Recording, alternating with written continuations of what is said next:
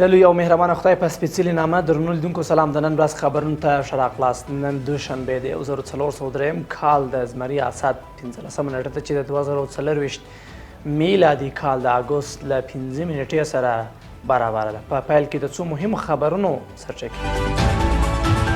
په دوحه کې د اروپایي او نورو هیوادونو له سفیرانو او ډیپلوماټانو سره د ریاست الوزرا د سیاسي مرستیال لیدنه. د کابل په دارالامان سیمه کې د نیلباغ د ښارګوټي 25 سلنه کار بشپړېدل. او په غزه کې پر 2 ښوونځیو د اسرائیلو د بریدونو په پایله کې د ماشومانو په ګډون د 10 فلسطینیانو شهادت.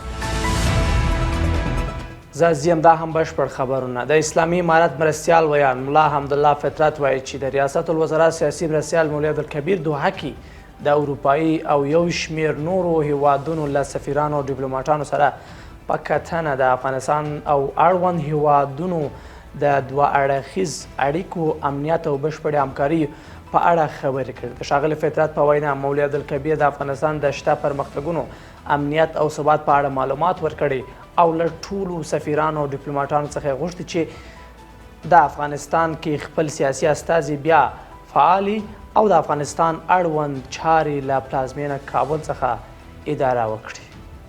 د علی قادر امیر المؤمنین حفظه الله د حکم پر اساس د سرحدونو قومونو او قبایلو چارو وزیر ملا نور الله نوري په مشرۍ د ډیورنډ فرضي کرښې او نورو سرحدي سیمو د خلکو ستونزو د حل په موخه یوه کمیټه جوړه شوې.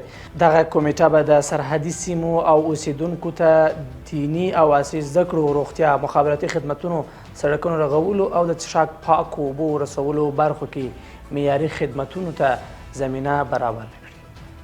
بل خبر د کور او ښار جوړولو وزیر مولوي حمدالله نعماني په تیر یوه کال کې د یاد وزارت د لاسته راوړنو په تړاو خبري ناسته کې ویلي چې د دارالامان په سیمه کې د نیلباغ پروژې چارې 25 سلنه بشپړې شوې دي او راتلونکو 18 میاشتو کې به دغه پروژې ګټې اخیستنې ته وسپارل شي. ښاغلي نعماني زیاته کړې چې یوه استوګنیز ښارګوټی په کندهار ولایت کې ګټې اخیستنې ته سپارل شوی او هلمند کې د 500 کورنیو لپاره د یو بل جوړېدونکي ښارګوټو چارې هم روانې دي.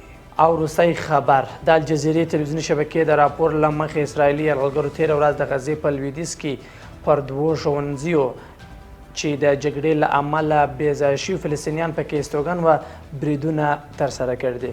راپور زیاتوي چې د حسن، سلما او نصر په نوم دغه ښوونځیو باندې شویو بریدونو کې 10 فلسطینیان شهیدان شوي چې ډېر یې ماشومان دي. او له بلتیاو مننه. تر بیا ښه وخت او ښې چارې.